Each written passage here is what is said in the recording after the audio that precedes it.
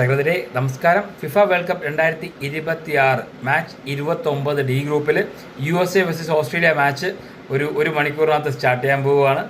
എന്തായാലും എന്താ പറയുക, USA ജയിച്ച ടീമാണ്, ഓസ്ട്രേലിയയും ജയിച്ച ടീമാണ്. USA 4-1 പരാഗ്വെക്കെതിരെ ജയിക്കുകയും അതുപോലെ ഓസ്ട്രേലിയ 2-0 ടർക്കിക്കെതിരെ ജയിക്കുകയും ചെയ്ത ടീംസാണ്.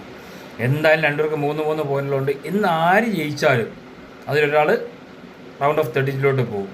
ഓക്കെ, പ്രധാനപ്പെട്ട US എടുത്ത് പറയത്തൊക്കെ പറഞ്ഞാൽ ബൽഗോണാണ്. കഴിഞ്ഞ മാച്ചിൽ 2 ഗോൾ അടിച്ച ആളുമാണ്. നല്ല എക്സലൻറ്റ് ഫോമിലുമാണ് പുള്ളിക്കാരൻ. ഓക്കെ, അതുപോലെ തന്നെ പിന്നെ എടുത്ത് പറയത്തൊക്കെ ബാക്കി പുളിസിക്ക്, റെയ്ന, മെക്നേനി, ആഡംസ് എന്നിവരെല്ലാം ഉണ്ട്. ഇവരെല്ലാം അസാധ്യ ഫോമിൽ തന്നെയാണ്.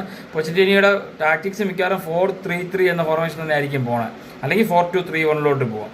ഓസ്ട്രേലിയ അതുപോലെ പൊപ്പോവിക്കിൻ്റെ 3-4-2-1 അല്ലെങ്കിൽ 3-4-3 ഇപ്പോഴത്തെ ഫോർമേഷൻ നോക്കി അതുപോലെ തന്നെ ചെയ്യുമായിരിക്കും. ഓസ്ട്രേലിയയുടെ ഒരു അഡ്വാൻറ്റേജ് എന്ന് പറഞ്ഞാൽ ഡേഞ്ചറസ് ആയിട്ടുള്ള എന്താ പറയുക ട്രാൻസിഷനും അതുപോലെ സെറ്റ് പീസസുമാണ്. ഓക്കെ, അവരുടെ എടുത്ത് പറയത്തക്ക പ്ലേയേഴ്സ് എന്ന് പറഞ്ഞാൽ സൗത്തറും ഇർവിനും ഇവരൊരു പാർട്ണർഷിപ്പ് തന്നെയാണ് ഹെവി ആയിട്ട് പറയത്തക്ക ഓസ്ട്രേലിയ. അതുപോലെ റിക്കണ്ട, ക്രിസ്റ്റിക്ക്, യങ്കി എന്നീ പ്ലേയേഴ്സ് എല്ലാം ഉണ്ട്. എന്തായാലും നമുക്ക് കളി കഴിഞ്ഞതിന് ശേഷം റിസൾട്ട് ആയിട്ട് കാണാം. അതുവരേക്കും ബൈ.